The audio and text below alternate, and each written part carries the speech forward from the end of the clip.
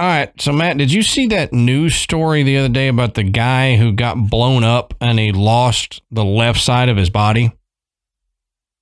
No, I didn't see that at all. Yeah, he's all right now. Yeah. Of course he is. Yeah. Good.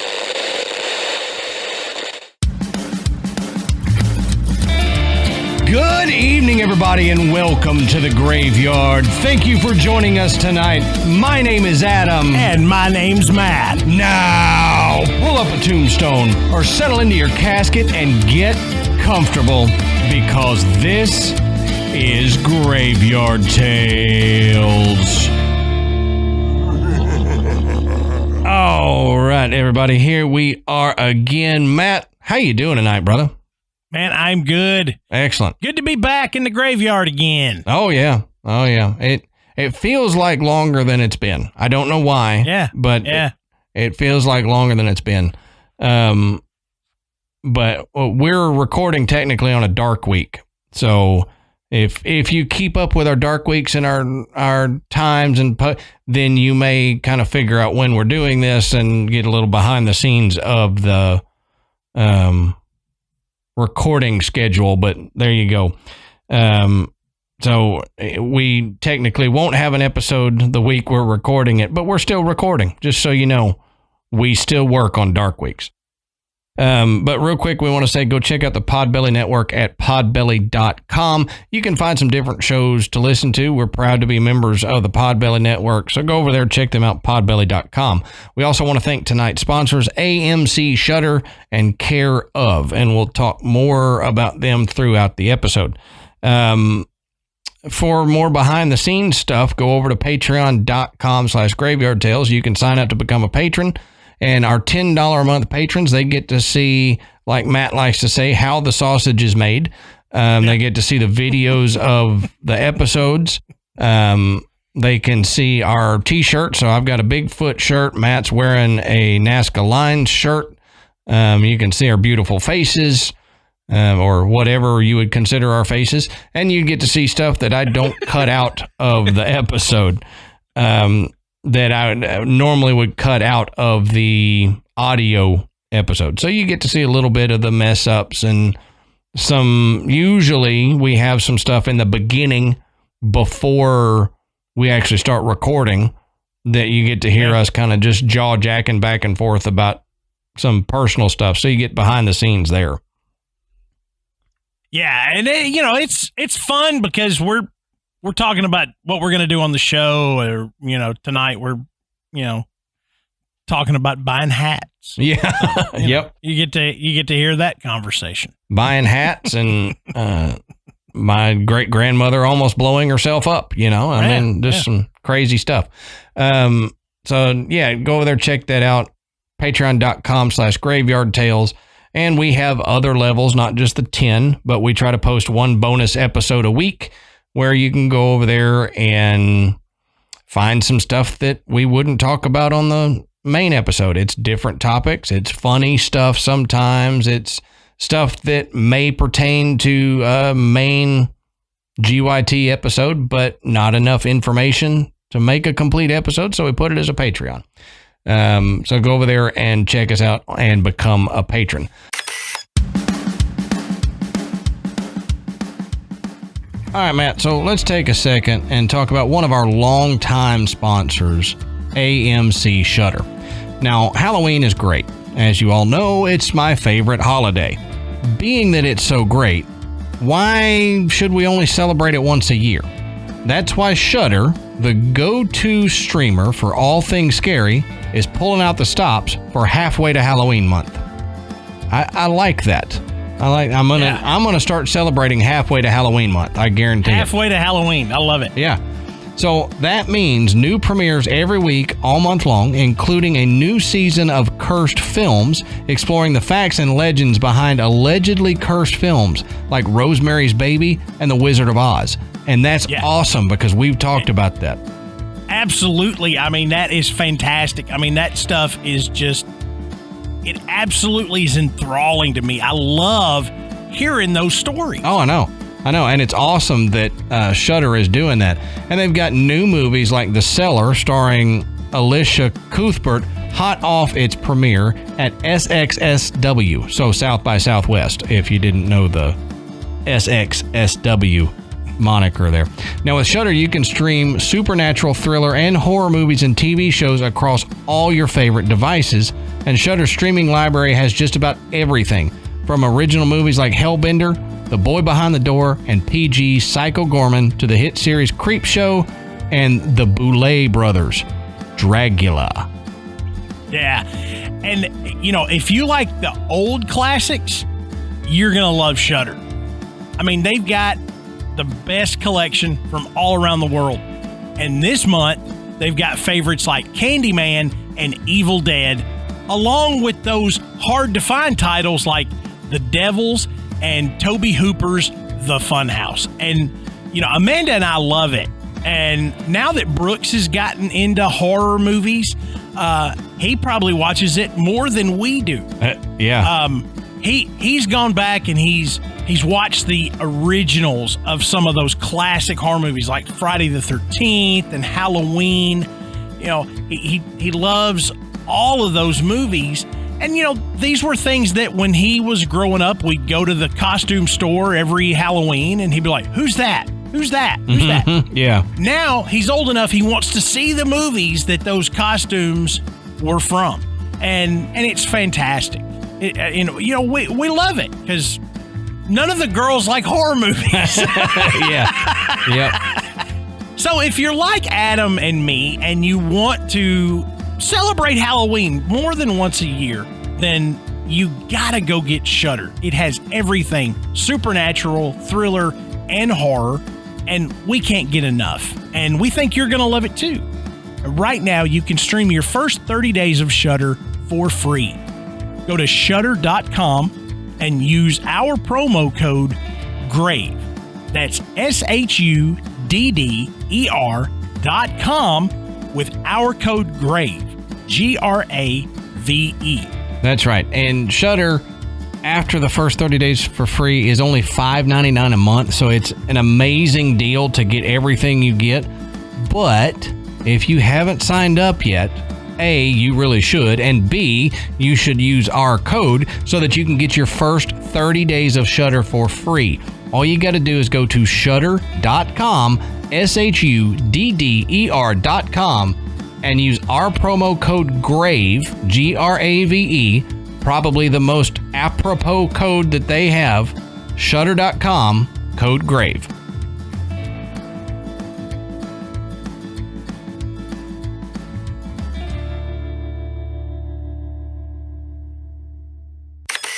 Now, Matt, that's all that I've got for the intro and the housekeeping and stuff like that. So why don't you tell us, what are we talking about tonight, brother? All right. So tonight we're going to talk about a topic that, Adam told me earlier that this is something that Ashley really digs. She gets into.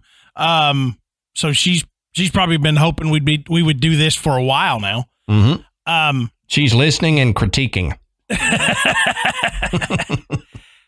But we've talked about other methods of predicting the future, learning some things about yourself, getting an idea of the direction your life is going, like astrology, tarot, things like that.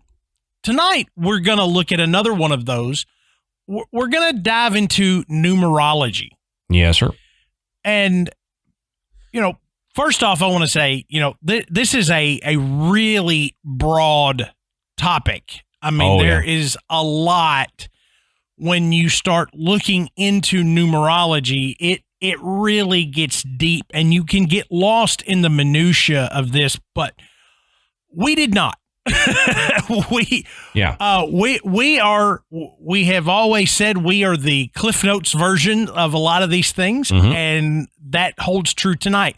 We're going to touch on it. We're going to talk about how it came about. We're going to go into a little bit about how it works.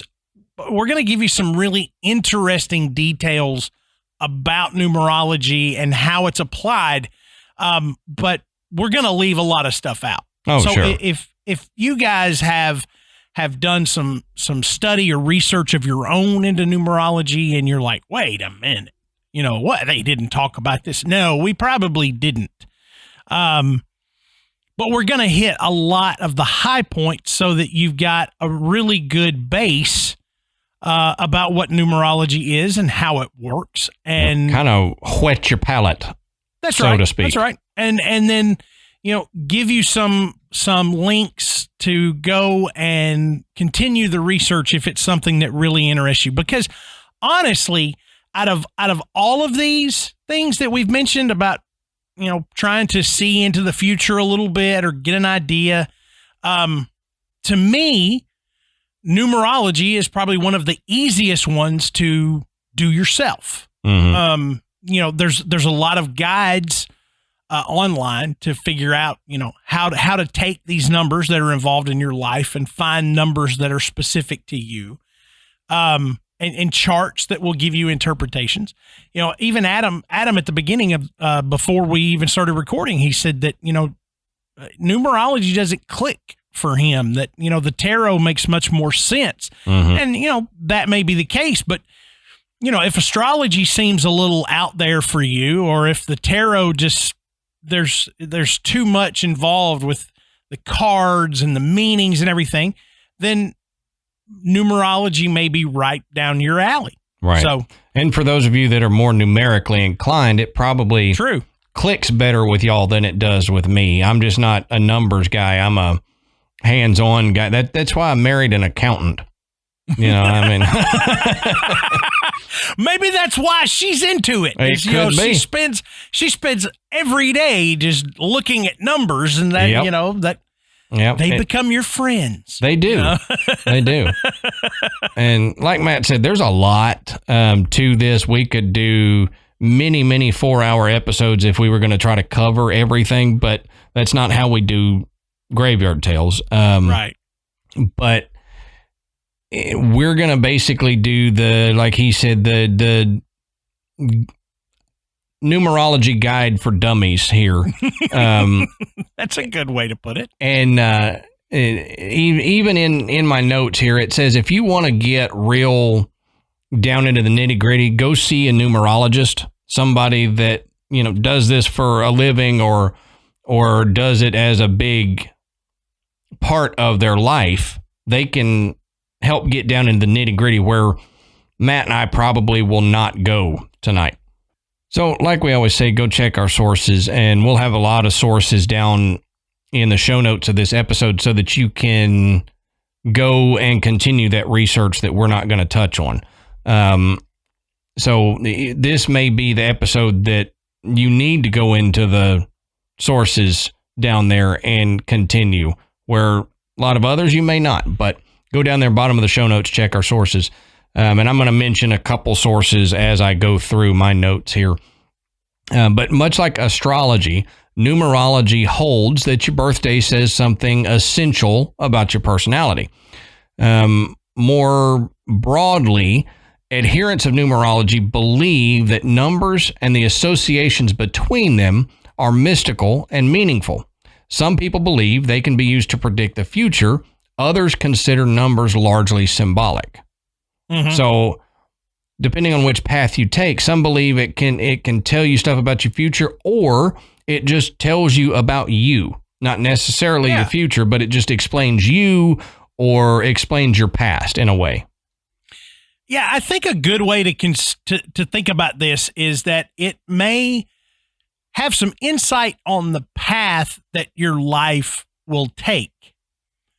It's not necessarily, you know, hard directions or, you know, firm predictions. It's more of a guidance where it says you will most likely do these things. You will most likely enjoy this, or you would pair up with somebody that has these traits or these numbers associated with them.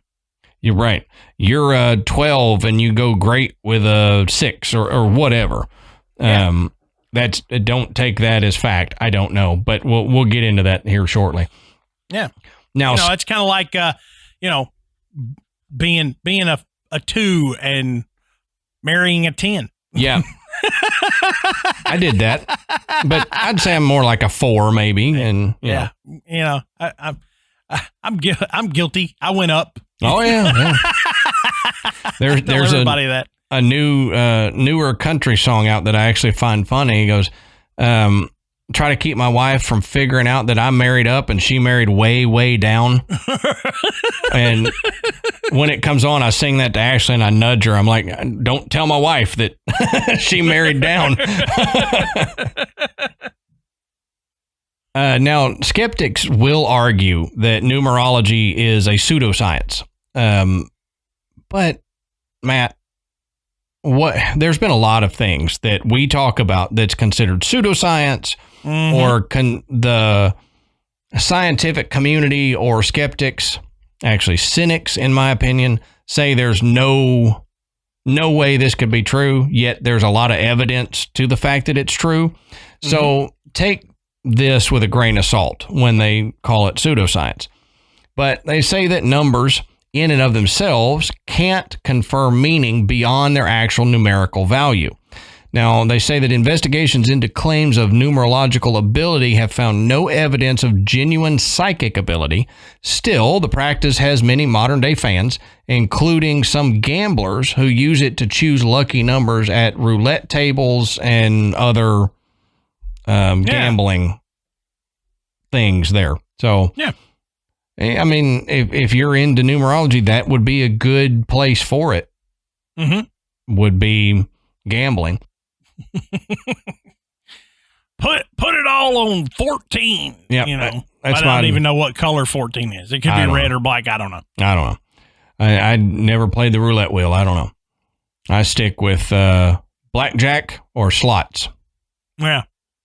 Now, this is from an article by a lady named Catherine Hurst, and she's a believer and practitioner of numerology, linked down in the sources. But I thought she had a more simple explanation for a lot of these things. So I wanted to read what she said about it, because it makes more sense than some of these other sources and books that you would go to that, for me, not being a numbers guy, hurts my head. This actually made sense to me, so I kind of went with this. She says, in simple terms, numerology is the study of numbers in your life. You can uncover information about the world and also each individual person by using numerology.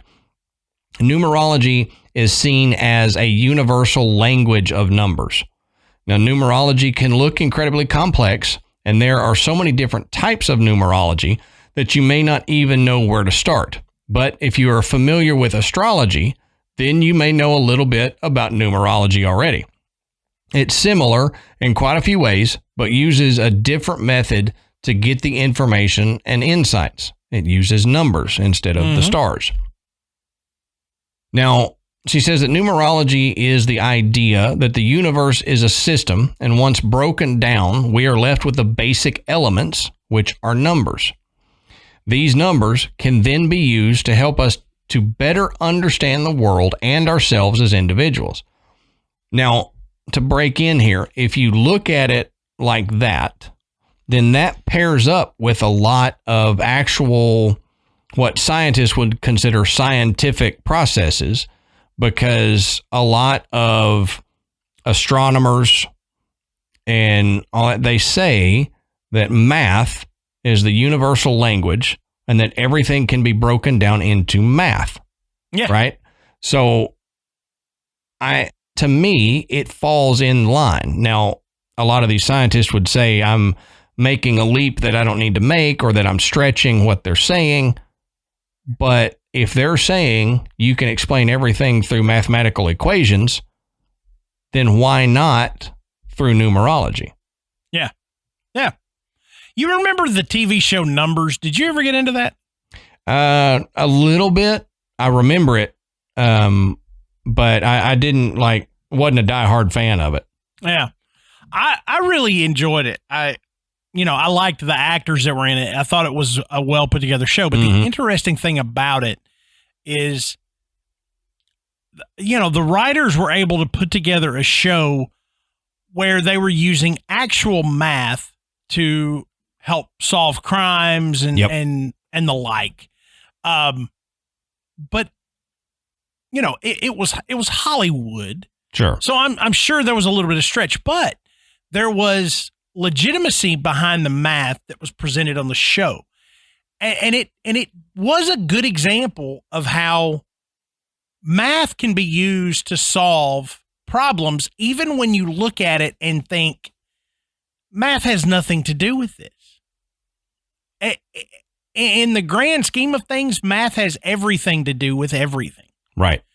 In some form or fashion. And I know when you're a kid and you're in school and you hate math and you're like, I'm never going to need to know all this. And the reality is you absolutely 100% do.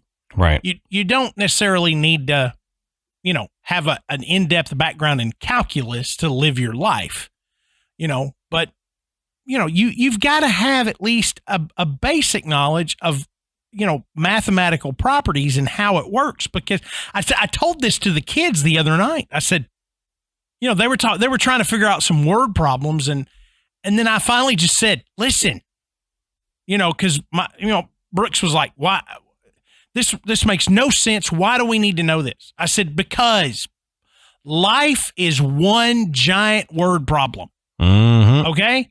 So much of what you have to figure out during life, you will use math even when you don't realize you're using math. Oh, yeah. So the idea behind it, I really like because I see it. I see how math plays into so many aspects, even the ones we don't even realize. So the idea that math could be used to, or numbers could be used to predict or to at least guide how you operate through your life. I can really see it, even though, Adam was saying it was harder for him to see. It is. But that's just the way my brain is wired. I get the principle behind it. And I understand, especially like what we're talking about now, I understand that. It's just, I'm not a numbers guy. And so it's harder for me to figure it out. Yeah. If someone explains it to me and figures it out for me, I get it. And I understand that. I just have a hard time figuring it out. But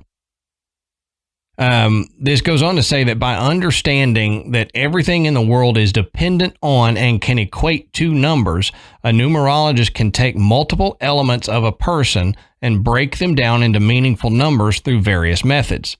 The meaning of numbers can then be used to help us to better understand the world and ourselves as individuals, where you can discover insights about your purpose and personality traits by working out things like your life path number, expression number, and heart's desire number, among many others.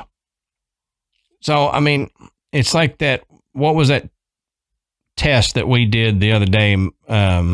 It's been a few months, but it tells you whether you're a 1, a 2, a 3, a 4. Oh yeah, that big long personality assessment thing. Yep. And I forgot what I am. I've got it down somewhere, but when looking into my number and your number, it actually came and said that we work well together and our personality types work well together and we create things well together. And I was like, okay, I get that. And that to me is a form of numerology. It's breaking you down into a number.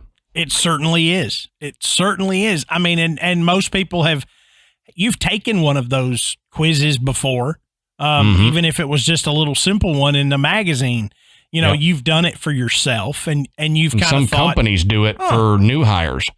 Yeah. Well, I mean, what the NFL does it. Yep.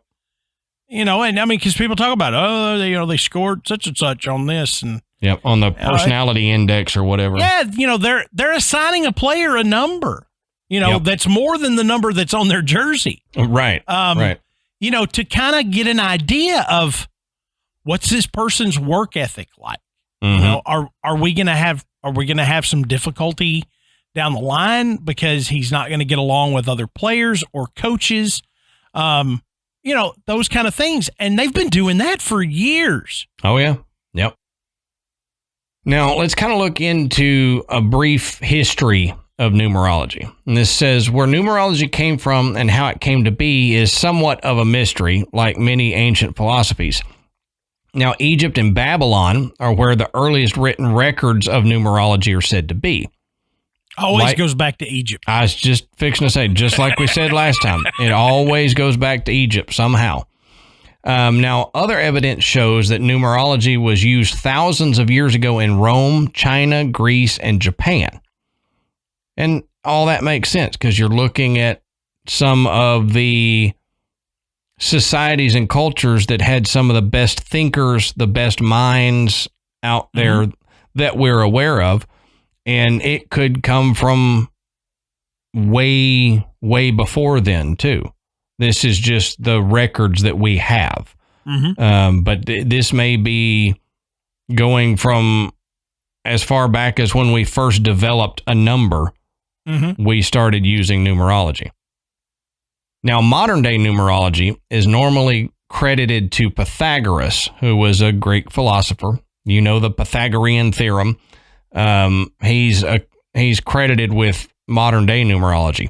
Although it is not known if he invented numerology, he had some theories behind it, which took numbers to a completely different level. These theories are now the reason behind Pythagoras having the credit for modern-day numerology. Now, Dr. Julian Stenton was actually the person who came up with the name numerology. He also brought recognition and awareness to it in modern-day times. Now, there is not much else known about the whereabouts of numerology, where they started, where it came from, and all that, but it has become popular in today's society and it is used in many different ways, like we were just saying. It's in a lot of things that you may not think this is numerology. It's probably numerology. Like that online quiz that we were talking about. You take that and you're like, oh, I'm a 6. Well, it's basically numerological theories and theorems that you're using. Now, this comes from a website that you probably never guess what the name of it is, but it's numerology.com. Surprise, surprise. Yeah, right. This says that numerology can be used to find direction and meaning in your life. It can also be used for forecasting to see what kind of energy will be influencing you in the future.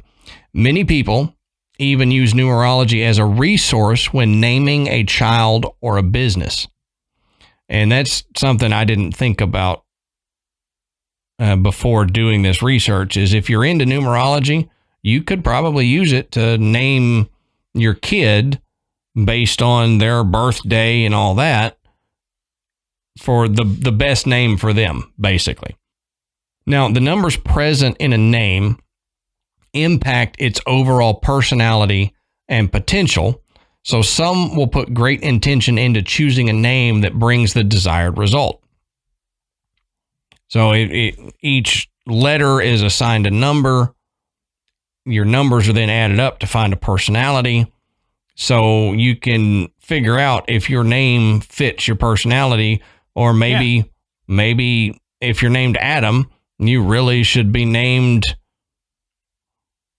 Jacqueline or something, and that's the name that fits you best, Yeah, I can't imagine calling you Jacqueline. I can't imagine being called Jacqueline. I'm glad it's Adam. Now, this goes on to say that your birthday is made up entirely of numbers. Even the letters in your name correspond with specific numbers. Like I said, there are numbers in your age, your address, your phone number, your paycheck. They're all around you and within you. So the most direct way that they affect your energies is from your very own numerology chart. The numbers in your chart, like your life path and other core numbers, influence you in very personal ways because they are derived from your birth date and full name. Yeah.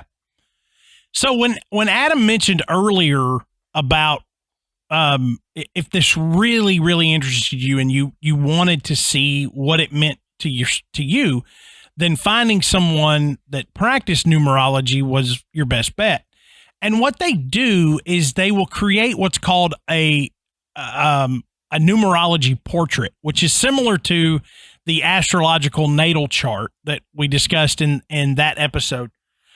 But a numerology portrait is your personalized guide to life. It reveals your strengths, your weaknesses, and who you could become. And the emphasis there is on could, because it's not a predictor necessarily. And it's not a, this is what's going to happen because this is how the numbers lay out.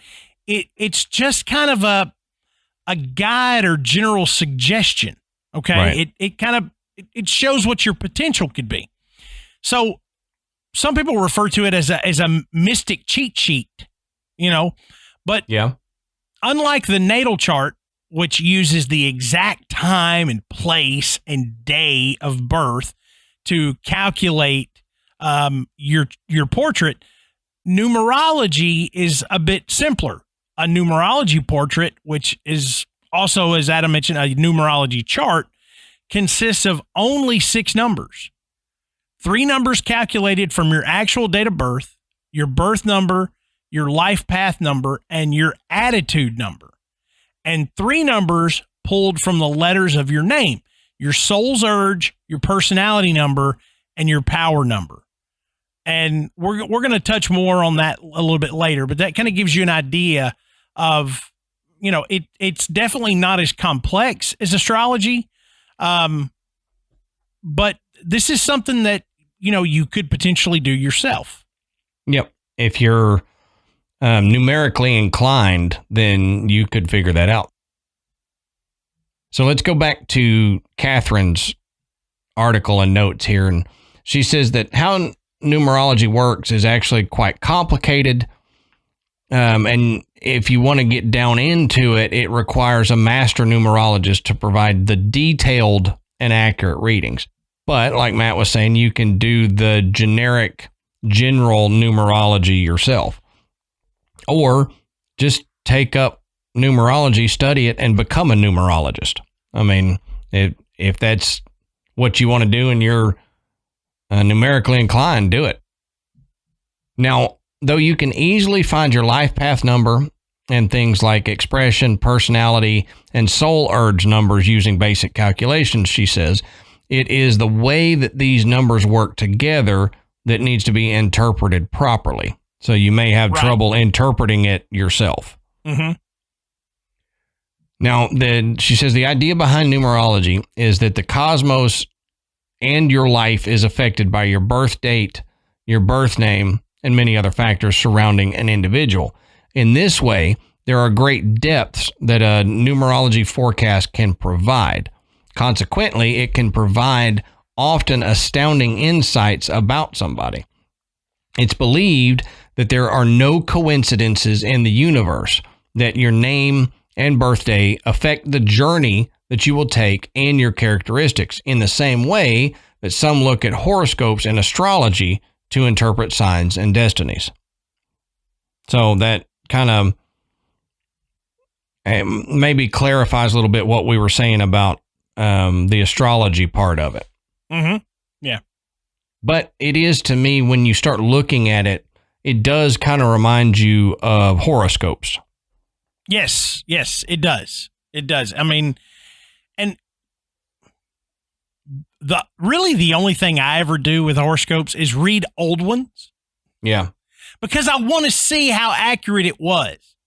Right. I've always felt like with horoscopes, and it would probably hold true with numerology too, that if somebody plants the suggestion, then you can subconsciously make something happen.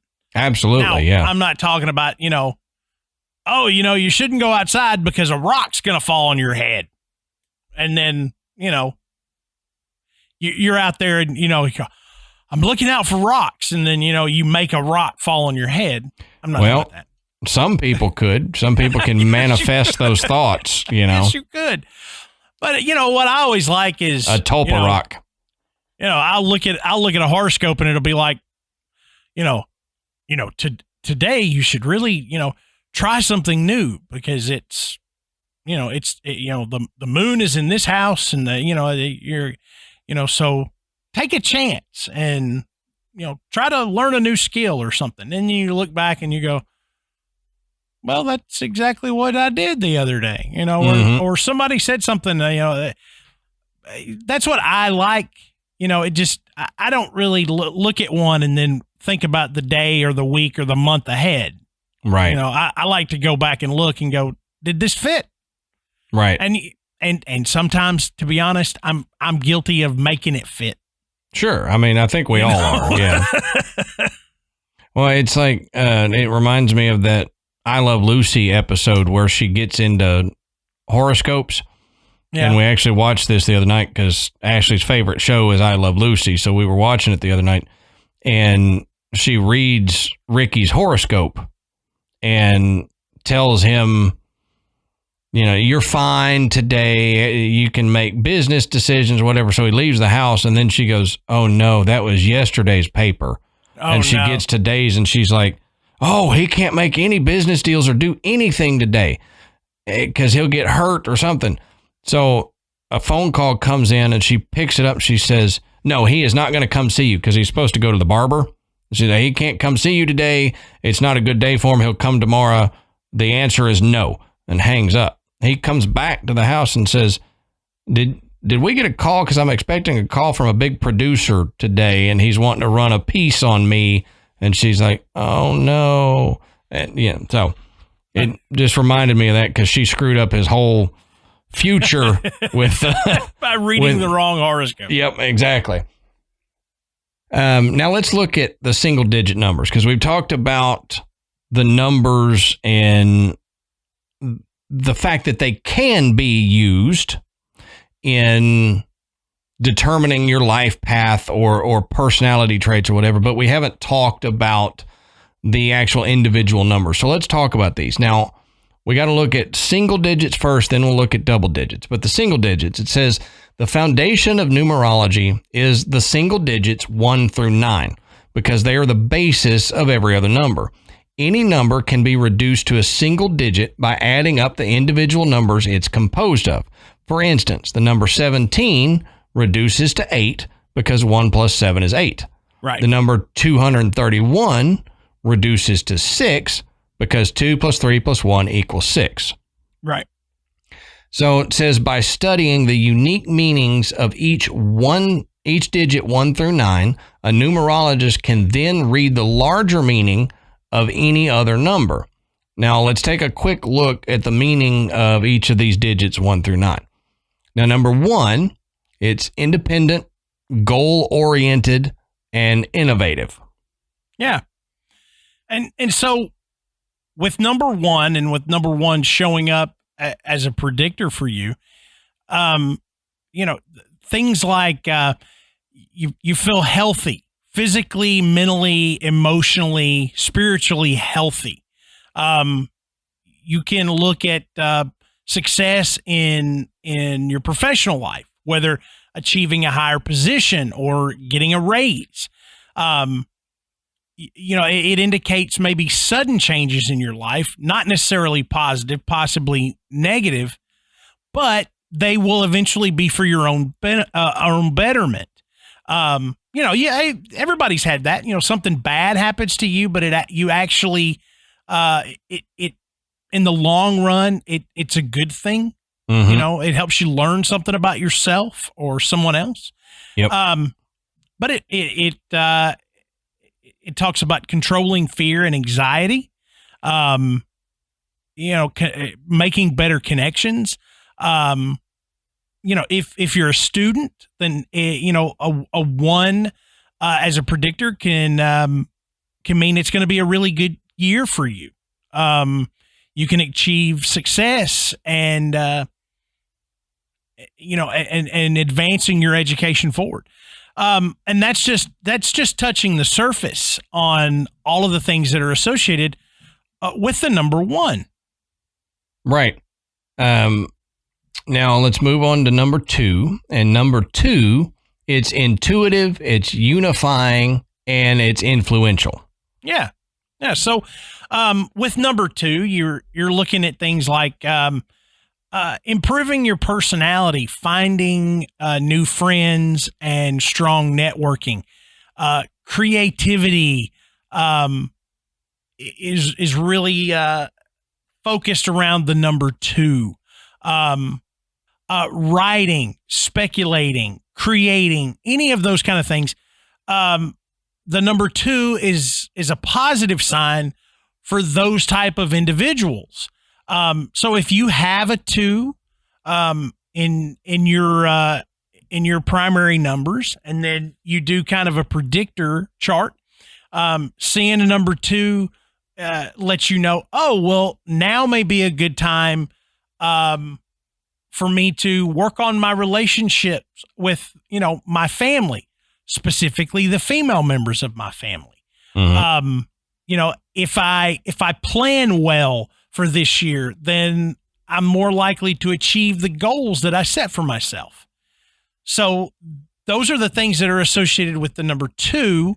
And you can kind of see each one is a little bit different, and it doesn't necessarily tie you to these numbers, but it's just kind of giving you that guide. Right. Now, number 3 sounds exactly like me, and you'll see why. It says communicative, artistic, and charming. That's 100% me. Although I've never seen a number 3 come up in any chart that we've talked about me. So I think they're getting it wrong, because I'm communicative, artistic, and charming. So with number 3 has a lot to do with financial gain. Okay. Using 3 or having 3 show up as a predictor, it would be a positive month or year for financial gain. There's an influence from the planet Jupiter, and each one of the numbers are influenced by an astrological body. Going back, number 1 is influenced by the sun. Number 2 is influenced by the moon. And as we said, 3 is influenced by the planet Jupiter. When one of the recommendations is if you had a 3 coming up for the following year, that would be a good time to start a business, or launch a new product, or, complete, and plan and complete a new product. This is when you'd have the highest chance for a promotion in your job. But it also says you have to be very careful when, with a number 3, when you're dealing with contacts in business agreements or contracts, because it can lead to trouble like, legal litigation, things like that. So that's what's associated with the number 3 when you see it as a predictor. And when I say a predictor, what I'm referring to is that, if you're at a numerologist and they're telling you, hey, for this upcoming year, I'm getting the number 3 a lot.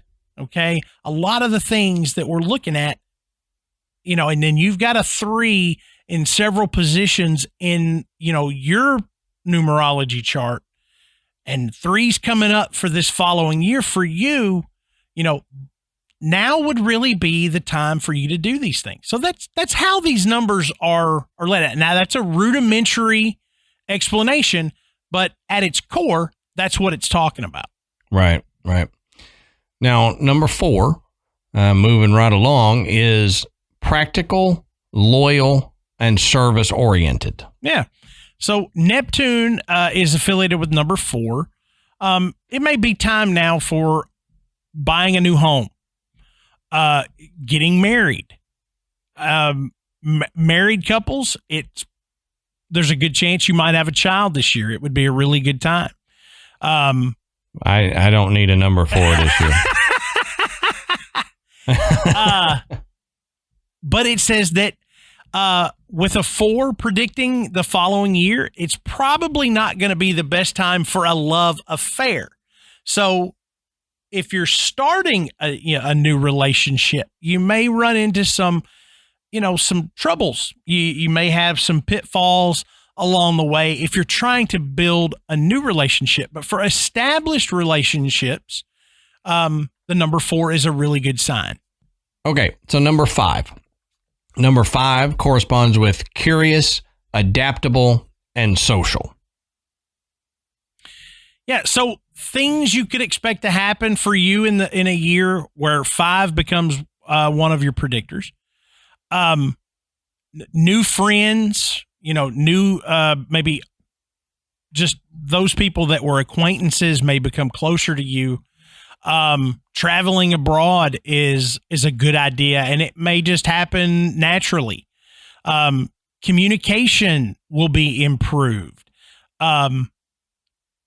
This is really important for people that work in the media or production, such as actors, radio personalities, journalism, photography.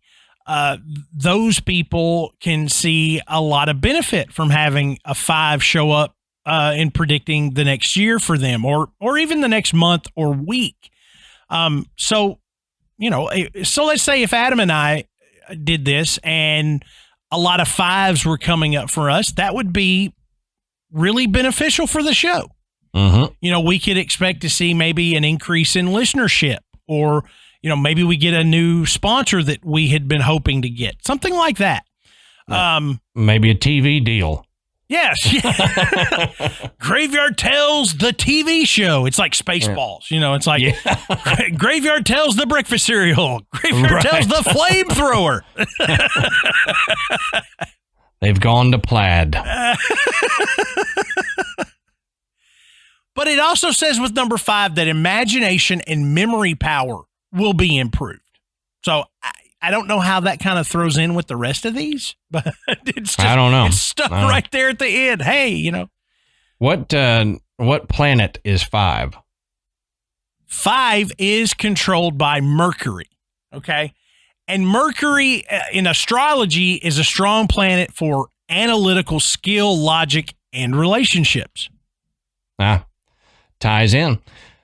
So number 6, Matt did a crude chart for me before we started, and 6 came up for me. It's supportive, protective, and romantic. And I told him, I said, I think Ashley might disagree with the romantic part, but she definitely agrees with the supportive and protective parts. Yeah. So Adam, what we talked about, I don't remember if we said, I may have told you this already, but understanding all that, what planet do you think 6 would be associated with, especially if we're talking about love? Love would make me think Venus. Exactly. So okay, cool. Venus in astrology is the planet that is associated with glamour, beauty, and wealth management as well. So things you could expect to happen in the following year is your relationship with your spouse will improve. It's really good for couples with romance and married couples conceiving a child. So in kids. In that respect, we got one. We're good. So let's say your predictors come out like 4 and 6. Both of those numbers are affiliated with a strong year for closer connections with couples and childbearing. Mm-hmm. So, if you see that, that might be a positive sign if you were thinking about starting a family. But 6 is also a good year for businessmen who are in the industries of jewelry and maybe perfume. You associate jewelry and perfume with gifts for women. That's that's what advertising would like you to believe. So, when you think about those things, you think about Valentine's Day, Mother's Day, those kind of things. And so having a 6 show up as a predictor for the people in that industry would be a very positive thing. But it's also a time for unexpected surprises. So something, may come along that you didn't expect that was a really good thing, like the birth of a child. All goes for some back people, to that. it may be.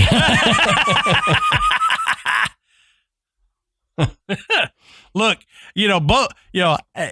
Adam's got 1, and he's like, I got all I can handle right now. Mhm. I got 5, and the reason I have 5 is because I didn't want 6. Okay. Yeah, right. You had a lot of 4s and 6s come up. We're like, we don't really want to see a lot of 4s and 6s coming up for this next year. Yeah, 100%. 100%. All right, so number 7. And number 7 corresponds with the spiritual, curious, and analytical. Yeah, and so number 7 is governed by the planet Neptune, which is also responsible for mystery and creation. So it's a number that you people always think, lucky number 7. Come on, 7's always been associated with luck. However, when we're looking at numerology, it doesn't always mean that. Usually the number 7 will indicate difficult times for businesses and maybe your job. Okay. It also says avoid taking high risks. So maybe that stock that you've been looking at that you want to invest in, maybe it's telling you it's not the exact time to do that yet.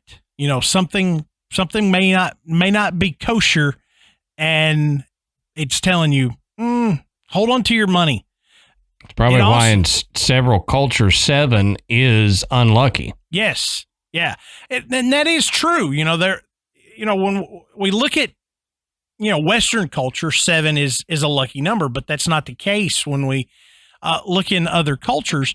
A lot of Eastern cultures believe 7 is unlucky. Yeah.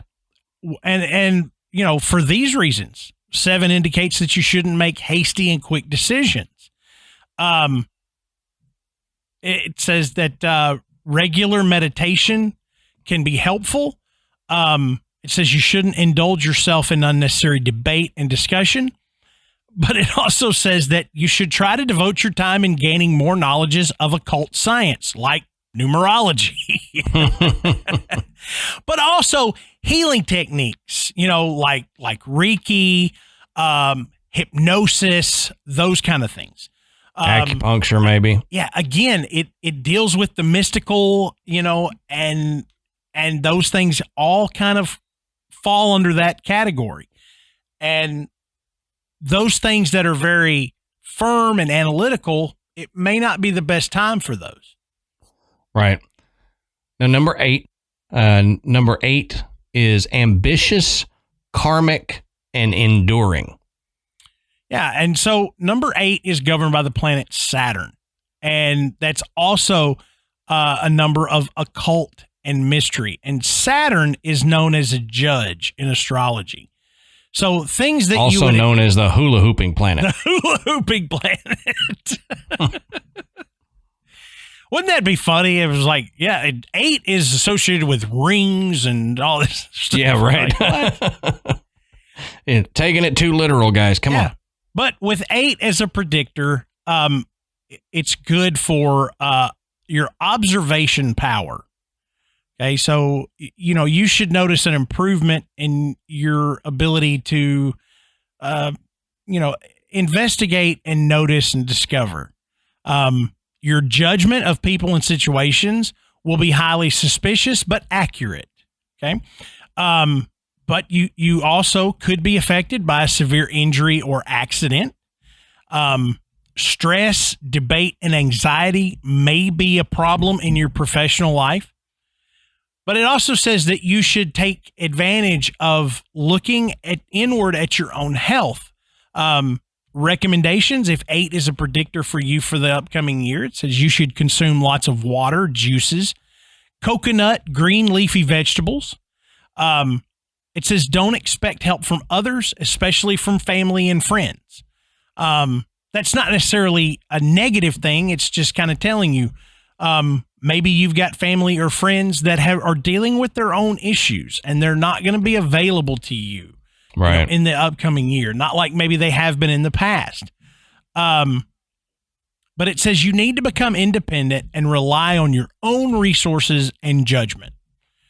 So, like we've said, these are not saying this is what is going to happen to you. It's just a guide so that you're kind of thinking in that direction, so that when those situations arise, it gives you a little bit of forethought into how you could or should react or approach that situation. Right. And the 8 made me think, nothing to do with this, but do you know why 6 was afraid of 7? Because 7, 8, 9. 7, 8, 9, yeah. You said 8, and first of all, it made me hungry. Then I thought of It's like I won the sandbox. I do the sandbox. Have you ever seen that? Bert and Ernie. It's like, let's play a game. Ernie says, I'm going to say I won the sandbox. Then you'll say I too the sandbox. And we go back and forth until Bert says, I ate the sandbox. Bert, you ate the sandbox. Oh, my God. That's pretty good. All right. So we're on number 9, and this is the last of the single digits. Number 9 is awakening, tolerant, and supportive. Yeah. And number 9 is governed by the planet Mars. And Mars is responsible for the leadership quality in guiding the human masses. So what would you expect, knowing that? This year should be full of competition, success, and speculations. It's a good time for fulfillment and completing your new projects. And it's a good time for organizing yourself. Whether it's your home life, whether it's your work, getting things organized, so they work better for you. It says success and competition will prevail throughout the whole year. It says you will get name, fame, and honor by society. That sounds like a fortune. That sounds like something I'd open up after, eating way too much Mongolian beef or something. Right. Yeah. It's like, oh, man. Yeah. It's like you just set the world record for eating all this, mushu pork. But it does say you need to control your ego. That's probably good advice for any number, I was going to say it's good advice all year. But you can expect high chances of unexpected financial gains from lottery, inheritance, and maybe other passive income. So again, we're talking about these numbers as a guide, and there's a little advice here when it comes to using these numbers as predictors. It says, don't try to become perfectionists in every area. It says, be better at activating new projects and things like that. Don't overindulge in overthinking and being suspicious of people and situations. So, if you're looking at it, it's like, oh, well, it says I need to be more focused and I don't need to jump in and make risky decisions. I don't need to, get into big debates and things like that.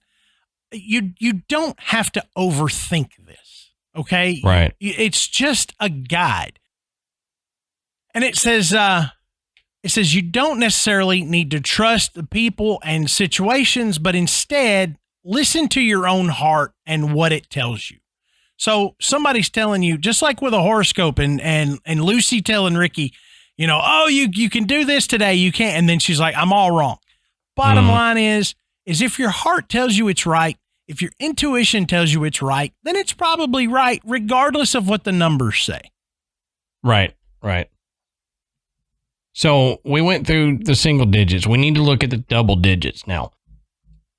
And this says, though the single digits get most of the attention, there are a few double digit numbers that are so impactful that they are often left in the original 2-digit form.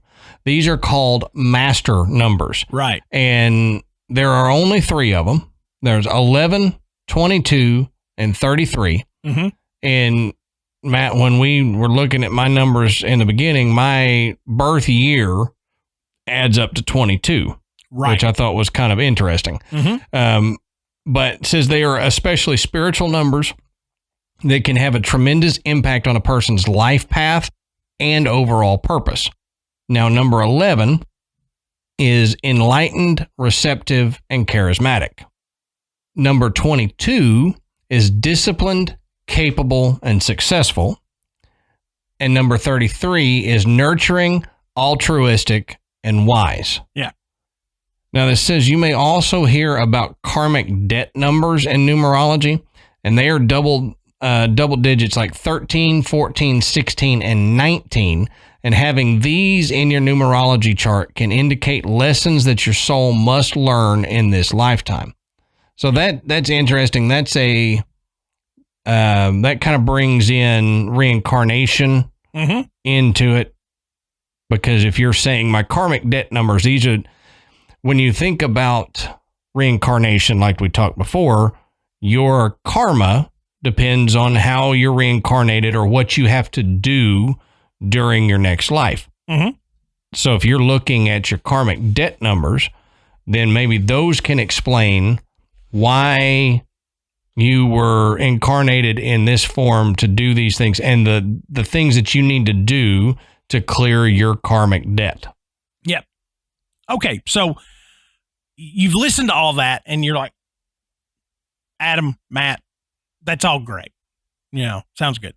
How the hell am I supposed to put this to use anyway? Well, right. Guess what? I'm going to tell you. Okay. And again, you can follow this link. This link will be in the show notes so that you don't have to try to remember it or go back and re-listen to me talk and write it all down. So I'm going to go through it fairly quickly, but understand you can go to this link and it will explain how to do this. Okay. This is from astrology.com. Okay. And this describes how to find your six major numbers for your numerology chart or profile. Okay. So we talked about it. We've got your soul's urge, your personality number, your power number, your birthday number, your life's path number, and your attitude number. Those are the 6 important numbers for you. How do you find them? Well, this is how you do it. And it's relatively easy. It's just, you just have to know what the formula is. So let's start with your soul's urge. Now, the example in this article is the name Frida Kahlo. It's FridaKahlo. Okay. She is a painter, I think, from Mexico. Yeah. You would know her work if you saw it. Yeah. So Frida Kahlo is the example here. The date of birth is 7/6/1907. Okay, so July 6, 1907 is her birthday. So to get the soul's urge, you take you add up all of the vowels of her name, and this is how you do that. So you take the I, the 2 A's, the A in Frida and the A in Kahlo, and then the O. And you use their position in the alphabet to assign their numerical value. Okay. So the I is number 9. A, of course, is 1, and you have 2 1s. And then the O is a 6. And the reason that the O is a 6 is because it's the 15th letter in the alphabet, and the 15 reduces down to 6, 5 plus 1. Right. Okay. Like we talked a little bit ago, you add all the single digits to create a single digit. That's right. So, again, you keep it simple. You're not going to get, these big, huge numbers to deal with. You work everything downward. So that comes out to be 17. And again, we're going to reduce that even further. So we're going to say 1 plus 7 equals 8. So Frida's soul number is 8. Okay. That's how you get there. Your personality number. Okay. Your personality number is done the same way, except you add up all the consonants in her name. So for Frida, you would have FRDKHL, And that equals 6 plus 9 plus 4 plus 2 plus 8 plus 3, which is 32. And that goes down to 3 plus 2 equals 5. So Frida's personality number is 5. Okay, pretty simple. And again, like I said, you can follow this link and you can see this all written out and you can do it yourself. Now, the power number. Now, to get your power number, it's even easier. You take your soul's urge and your personality number, okay, and you add them together. So her soul's urge number was 8. Her personality number was 5. That equals 13, which we reduce to 1 plus 3 equals 4. So now her power number is 4. Okay? Mm-hmm. So moving on, birthday number. Well, how the heck are we going to find the birthday number? How would you think? We're going to look at carefully. the day Frida was born, July 6th. So Frida's birthday number would be 6. Okay? So you just take the day you were born, and that would be 6. Now, of course, if like me, I was born on the 21st. Okay. So my birthday number is 3. Okay. Mm-hmm. 2 plus 1. All right. Now your life's path number, which is one of the more influential numbers. So if you ever talk to a numerologist, they're going to talk a lot about your life's path number. Now, to get the life path number, we add her whole birthday up. Okay. And that's Adam referenced this earlier. So July 6th, 1907 would be 7 plus 6 plus 1 plus 9 plus 0 plus 7 to get 30. So 3 plus 0 is 3. So Frida's life path number is 3. Mm-hmm. So your birthday number, most people would hear that and they think, oh, your birthday number, we're going to add up all the numbers. No, that's your life path number. Your birthday number is still just the day you were born. Right. Okay. Now, the last one is your attitude number. Now, the way we get the attitude number is a little more complex, but we're going to add up her birthday month and day. And Frida was born on July 6th, which is 7 plus 6. That makes it 13. We'll reduce the 13 down. 1 plus 3 is 4. So Frida's attitude number is 4. So Frida's overall numerology portrait is 854634. Okay? With the last 4 being her attitude number. And you see right there, the 4 appears twice in this. So that is a really strong number for her. You know, so seeing multiple 4s would indicate that those attributes to the number 4 would be very significant for her. You know, so we're looking at, you know, organization, honesty, and hard work. Okay. You know, as a painter, you know, that, you know, it's not an easy career path. You know, we see a lot of really talented artists struggle and they have to stay dedicated, you know, to find some type of level of success. Mm-hmm. Okay. So that's it. That's how you do your own numerology chart or profile. And then you can take those numbers and you can go to countless websites to apply those numbers and to see, you know, whether it's we're looking at the following year, we're looking at the next week, you know, we're looking at something that happened in the past. And you take those numbers and you can add additional numbers to them, like the year that you're looking at, the year that you're developing that chart, all of those things. And they help guide you in that direction. So it's pretty cool. And, you know, this is something that, you know, not everybody's got a tarot deck. You know, not everybody is going to have the knowledge to take and make an astrological chart. But I think everybody can do this. Yeah. You know, so that's why I said, you know, I like this. I like it because everybody can do it. Interpreting it is going to be more difficult but you can Sure, at least yeah. get a ground level profile for yourself or for someone else. Mm-hmm. And that would be kind of cool. I would say do this for your partner. Do it for your spouse, boyfriend, girlfriend, whatever. And see how close does this fit for them? Does this, because a lot of times you may see your own personality as something totally different than what other people see. I know a lot of people that think, oh, well, I'm this and I'm that and I'm whatever.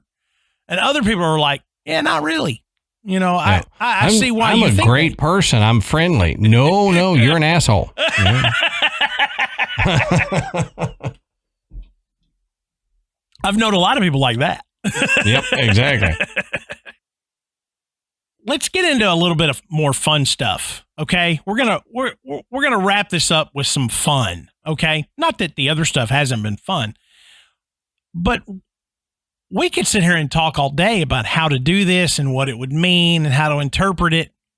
But let's look at some things where other people have applied numerology to things we all know, and how it plays into it. And one of the things that I knew had a ton of numerology was the Bible. Right. I've heard a little bit of this, and to me, this is the fascinating part of numerology to me. Yeah. When somebody else does it and then explains it to me and shows me how that worked out, that's the fascinating part. Me doing it, not going to happen. Yeah. But somebody else doing it and explaining it, it's fascinating. So this is another aspect of numerology. This is almost combining numerology with symbology.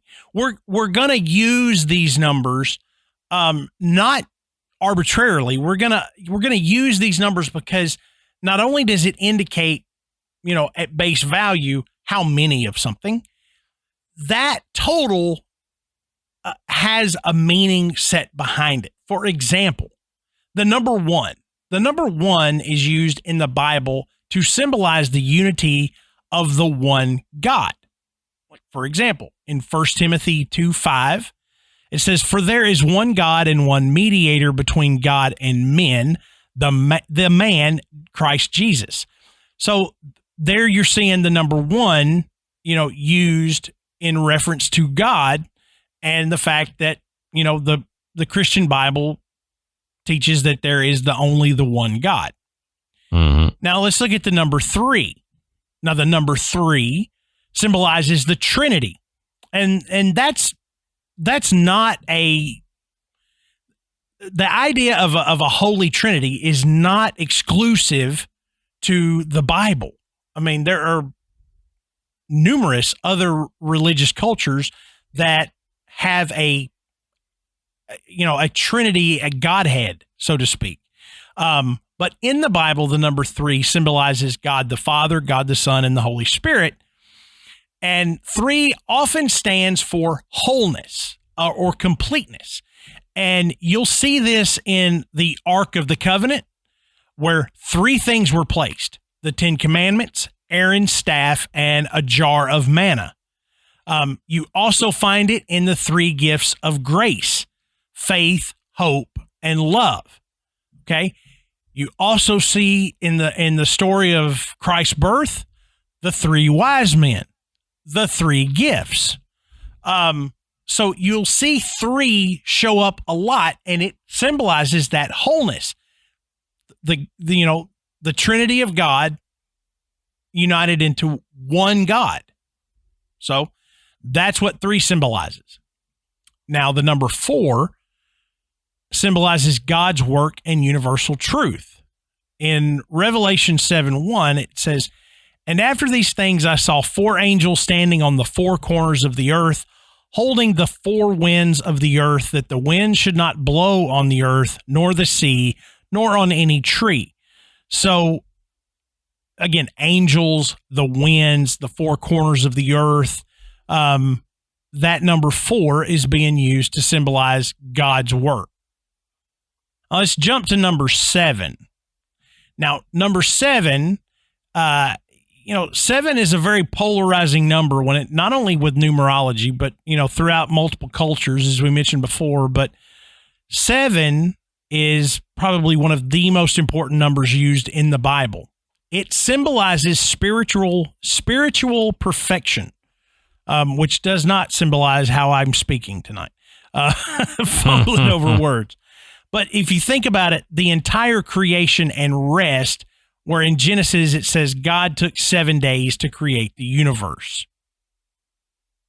Now, we didn't talk a lot about double-digit numbers when we were talking about what each number represents.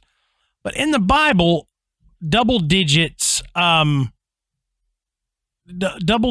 have other meanings, like the number 19. Now, that implies God's perfect order, 10 plus 9, okay? Eve was mentioned 19 times in the Bible. The house of Israel had 19 kings before the northern kingdom was taken, things like that. Now, the number 40. The number 40 is also very common in the Bible. It represents trials. Okay, the story of Noah, it rained 40 days and 40 nights. In the story of Moses, God punished the Israelites for 40 years to wander the wilderness. Jesus was tested in the wilderness for 40 days and 40 nights. Okay, they're all associated with, the trials and tribulations that were told in these biblical stories. Okay. So and when you hit age 40, everything just seems to be kind of a trial and a tribulation. Getting out of bed in the morning is a trial.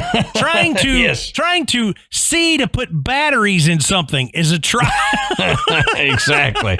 It all makes sense now. All right. I see it.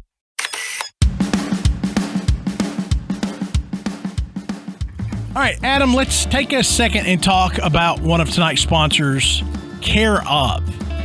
Now, you've heard us talk about Care Of before, and we love what they're doing. Oh, yeah. Because Adam and I, we're both kind of health-oriented, and as we've got a little older, taking supplements has become a part of our daily routine. Kind of a necessity. But sometimes it becomes really difficult to know, what do I take? How much do I take? Is this going to help this problem I have? Is this good for this goal that I have for my health? And you really don't know. Well, listen, Care Of takes all the guesswork out of that. So, if you can carve out time to take care of yourself every day, whether it's taking your morning vitamins like Adam and I do, and packing, a water bottle to take to work so you make sure you get enough, or just taking a few minutes to meditate, you can take a few minutes and take the quiz that Care Of provides to figure out what supplements are right for you to meet your health goals. Right. Now, Care Of is a subscription service that ships high-quality, personalized vitamins, supplements, and powders conveniently to your door every month. You take the short, in-depth quiz about your health goals and lifestyle and get personally tailored recommendations based on your answers. You can stick with what Care Of recommends, or you can change up your pack anytime. And Care Of products are made from good-for-you, clean ingredients that are backed by the latest science and research, so you can feel good about what you're putting in your body. That's right. And, the thing is, a lot of times you see, just go on and take this quiz. And I have been guilty of this too. I'm like, well, I don't want to do that. How long is this going to take? I promise you, this is not going to take long. It's not super hard questions. And when we did it, I'm sure Matt was the same way. You actually kind of had fun doing it because it makes you think about the goals you actually are setting for yourself. That's right. I didn't think, are you worried about your heart health? Are you worried about sleep? And you're kind of thinking, yeah, I am. Yeah. And it helps you. Right. And so the cool thing is they don't have just vitamins and supplements, but they have like protein powders and things like that. So depending on what you answer, they'll set up a little menu basically for you, and it'll show you all the vitamins or the supplements that they recommend, plus any protein powders or energy powders or anything like that they have. And like Matt said, you can remove something if you're like, well, I kind of don't really want that, or I get that in something else, so I don't want to take the extra vitamin D or whatever it is. Or you can add stuff. You're like, hey, I want to add this protein powder to my order every month. And I love it. One of my goals is sustained energy, because I usually have a crash in the middle of the day. And so that was one of the questions I answered. Hey, yeah, I'm interested in keeping my energy level up, because like Matt said, the older you get, the more sleepy you get. So I need something to help the energy. So you go on, you take the quiz, they set it up, and they send it directly to your house in these packs, so that every day all you've got to do is grab a pack, rip it open, and take your vitamins. And it's so much better than the way I used to do it, where I had 8 to 10 bottles on the countertop, and Ashley would kill me because they were everywhere. I wouldn't always put them back like I should, and they'd just be sitting all over the counter. This, I've just got one little box that I reach in and I pull my pack out. It's got a daily inspirational quote or something for you to do. I remember one was text a friend or family member with emojis that you never used. And I'm like, hey, okay, that's actually kind of interesting. I'll do that. So I texted Ashley and then got the weird question mark back, like, what are you doing? I said, my Care Of pack told me to do it. I did the same thing. It's funny. It's great. So if you want to join the Care Of family here, like Matt and I have, and simplify your vitamin and supplement taking and clean your bathroom cabinet out like I did and get it down to just one little box, then you can do that, and you can get 50% off your first Care Of order. All you've got to do is go to takecareof.com, takecareof.com, and enter our code GRAVE50, GRAVE50. Yeah, that's right. 50% off your first Care Of order. And all you have to do is go to takecareof.com and enter our promo code GRAVE50, GRAVE50.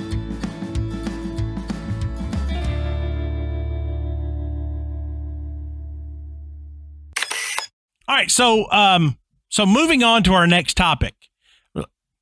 No, I'm kidding. I know you've all been waiting for this. So I left it for the end on purpose. And so most of you know what I'm talking about. We're talking about the number 6.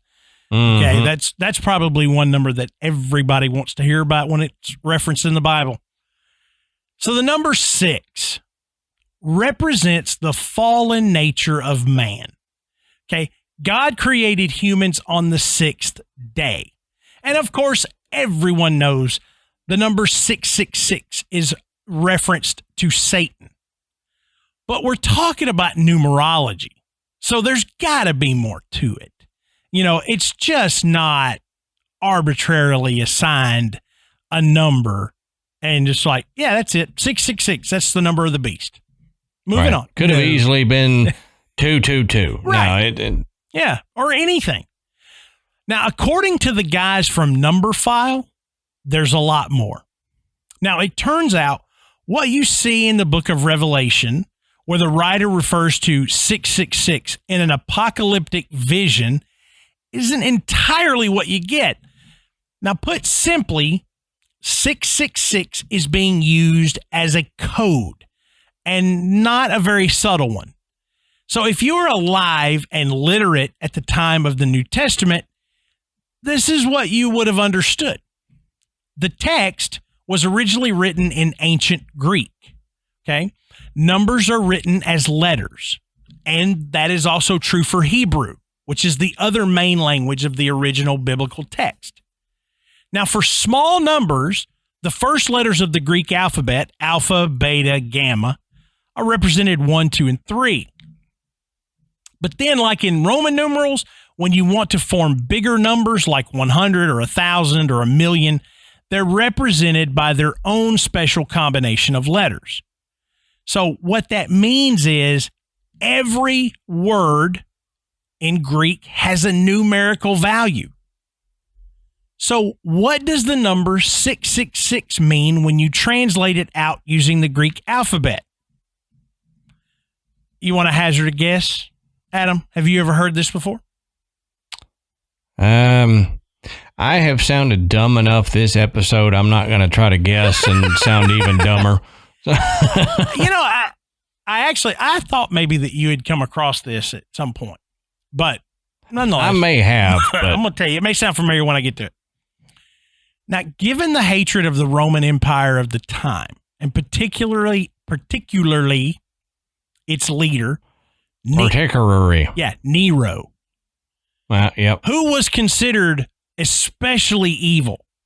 And many historians have been looking for references of this in the biblical text, which it wasn't written in a vacuum, okay? The stories in the Bible aren't exclusive. That's not all that was going on. There were other things happening at the same time, historical things, cultural things, and the Bible was a product of its time. It was greatly influenced because of what was going on in the world. And Nero had 6 fingers on each hand. Did he? No, I don't know. Shit, you said that like you knew something I didn't know. I was impressed. I was like, oh, man. I'm just thinking, 6 and Nero, and I'm just trying to figure out how it correlated. I was like stunned. I was like, dang. How did you know that? When you look at the original text, and you'll see that the letters 666 are actually written in Hebrew, which places a higher significance on numbers, meaning than the Greek did. But the writer was very clearly trying to say that the number 666 is a reference to Nero. And sure enough, if you translate the Hebrew spelling of 666, you actually spell out Neron Caesar, Neron-Kesar, which is the Hebrew spelling of Nero Caesar.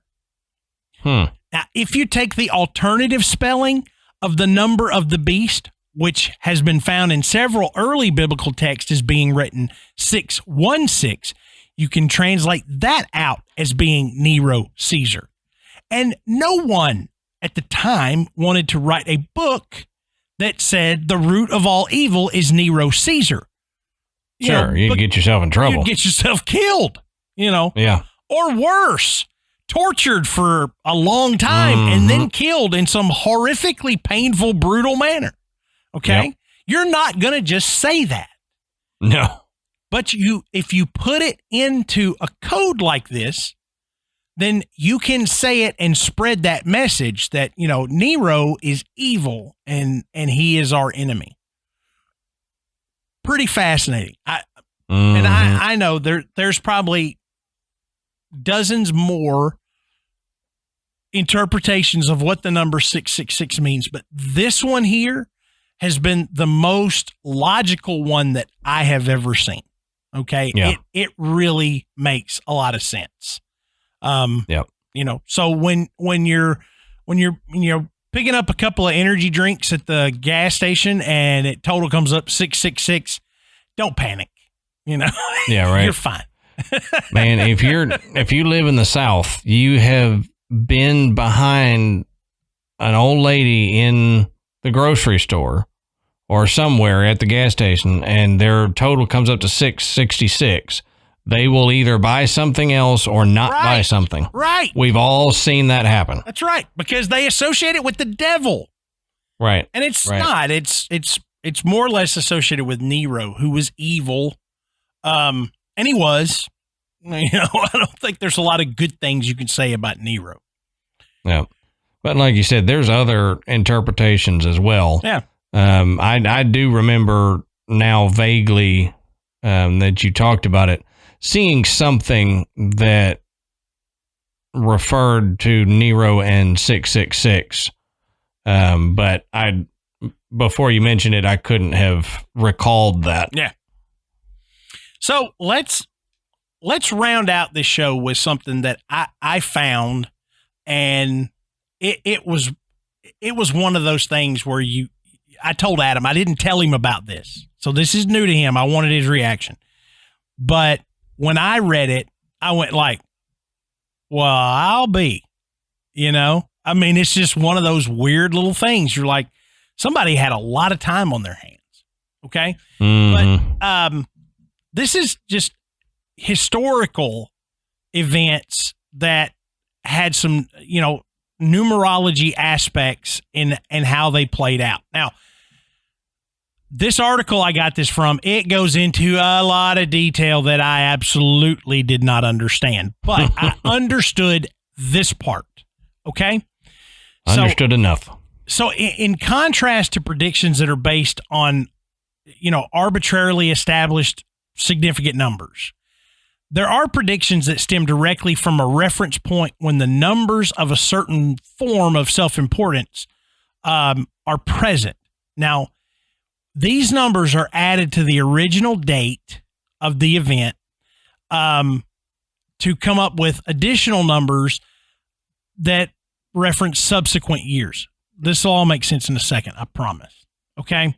And you can repeat these operations, and the result gives you a chain of dates. Okay? Now, for these people that we're going to talk about, the starting point is typically the year of their birth. Okay? For example, Napoleon the First was born in 1769. 1769 equals 23. Napoleon was promoted to captain and founded the French Republic in 1792. Okay? 1769, the year of his birth, plus 23, 1792. Okay? Huh. Now, this example is striking because of the fact that at this point we're dealing with two types of events, and we're seeing a number that is repeated to give us two significant dates. Okay? It doesn't necessarily mean that anyone had predicted this. Okay? But they've gone back and looked at this and said, okay, so if we take 23 and we add it to the year of his birth, what happened that year? And this is what happened. Okay? This was a very significant event in Napoleon's rise to power. Okay? Yeah. So the repetition continues. So as we said, Napoleon I was born in 1769, making his number 23. He founded the French Republic in 1792, which you get from adding 23 to the year of his birth, 1769. The Battle of Waterloo, 1815, which is 1792 plus 23. Huh. Okay? So essentially his demise 23 years later. Yep. Okay? It's wild. Now, you also get that with Napoleon I, born in 1769, promoted to captain in 1792, which equals 1792. The birth of Napoleon II in 1811, 1792 plus 19. Yeah. So you begin to see how this works. You're looking for repetition. You're looking for patterns, okay? And you can tie those to major events, okay? Now, it gets all convoluted, but again, you're kind of seeing the connections here.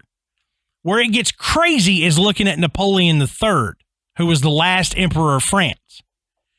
Napoleon III, finally recognized as an emperor of France in 1853. He was born in 1808. 1 plus 8 plus 0 plus 8, 17. Empress Eugenie, born in 1826. 1 plus 8 plus 2 plus 6 equals 17. Napoleon III married Eugenia in 1853. 1 plus 8 plus 5 plus 3, 17. Yeah. He was overthrown in 1870. 1853 plus 17. Huh. Okay. I mean, That's the kind of path of numerology that I find the most fascinating is the patterns in numbers like that of important or memorable moments. Yeah. Or times. It's almost that thing where you see the same number all the time. Mm-hmm. Like you look at the clock and it's always this time or something. Yeah. You wake up and it's the exact same time every night or something like that. It's fascinating. Yeah. Think about it. The witching hour, 3 a.m. Where does that come from? Okay. It's numerology. Mm-hmm. That's where all of this comes from. It may not be termed that, but that's what it's based on. There's an affiliation, a connection with the numbers. But real quickly, before we end the show, let's look at two other similar quote unquote Napoleons, Benito Mussolini and Adolf Hitler. Now, we look at Mussolini first. Born in 1883, you take the 1 plus 8 plus 8 plus 3, and that equals 20. Now, he was in Switzerland in 1903, which is 1883 plus 20 equals 1903. Supreme Dictator of Italy in 1923. That one's easy to do. 1903 plus 20, 1923. Mussolini's overthrow in 1943. 1923 plus 20. So, That's 20 crazy. recurs over and over again. Now let's look at Hitler. Okay. Born in 1889. 1 plus 8 plus 8 plus 9 equals 26. He was Lance Corporal in the First World War in 1915, which is 1889, his birthday, plus 26. Okay? Mm-hmm. You can actually take that out from 1915 to get 16. 1 plus 9 plus 1 plus 5, and you get 16. Now, the formation of the Nazi Party in 1931. We'll take 1915 and we'll add its number of 16. Okay? And that gives you 1931. And then we can take that, 1931, 1 plus 9 plus 3 plus 1 is 14. Hitler committed suicide in 1945, 1931 plus 14. Now, this is what you would call a progressive vertical row. This is all the stuff that I don't really understand, but that's how they come up with the formulas to do that. Benito Mussolini, where we see the 20s repeat, that is called a repetitive vertical row. Hitler's is progressive because we're taking these events and then we're taking the new year and adding it together to come up with a new number that is affiliated with the next event in his, next major event. Okay. Mm-hmm. So that's how that's done. Like I said, very convoluted, but extraordinarily interesting in how these numbers keep repeating and they correlate to other events along their life's timeline. Okay. Right.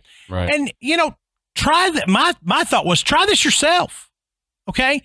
Take major events in your life. Start with your date of birth, with the year of your birth, and see where does that go? If I was born in 1974. Okay. So if I take 1 plus 9 is 10, plus 7 is 17, I get 21. Okay. Mm-hmm.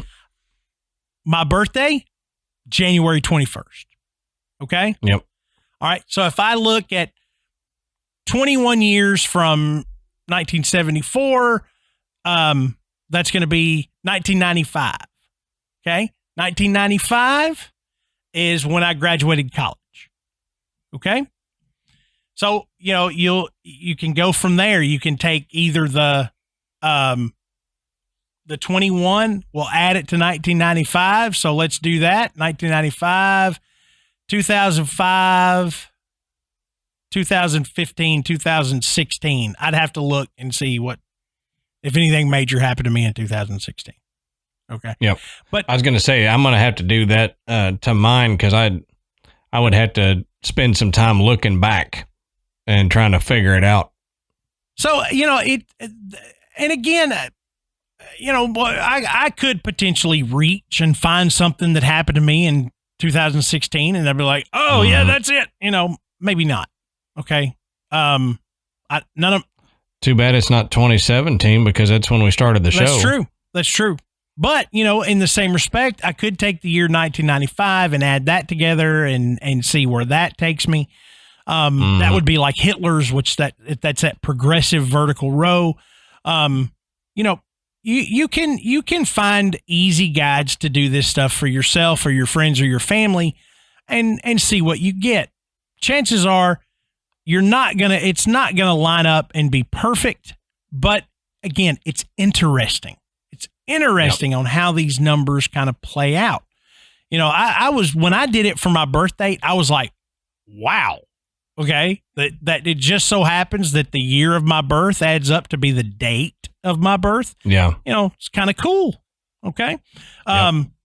So, take that and run with it. Let us know. I mean, that, if you've got some cool little series that adds up from, your personal numbers, drop it in the Facebook group and let everybody know. I mean, I think that would be awesome for people to do and be like, hey, check this out. This is kind of crazy. I did this, or my child was born here, and then this many years later, a second child, or this is when something major happened in my life.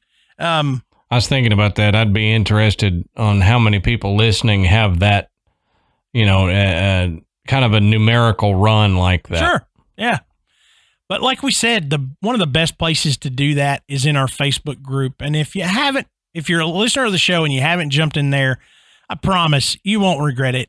There's a lot of fun that happens in there. A lot of jokes, a lot of dad jokes. But there's also a lot of people that feel safe enough to share their personal experiences, whether it's paranormal or, they saw something and, they don't feel like talking about it anywhere else.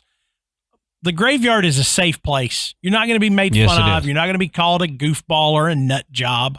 Everybody just wants to hear these really cool stories. And you could also find us on other social media, Instagram and Twitter. Just go and search Graveyard Tales. And then you can slide over to our website, which is graveyardpodcast.com. And on our website, you can listen to the show. You can find links to purchase Graveyard Tales merchandise.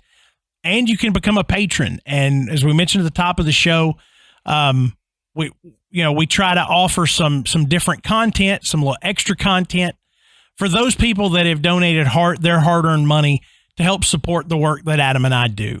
And we think we're recording another one tonight. That's right. I got more on the way. I think we probably put out at least 3 or 4 a month. So it's a lot of fun, and it's different stuff. But we do like to thank everyone that has donated to the show.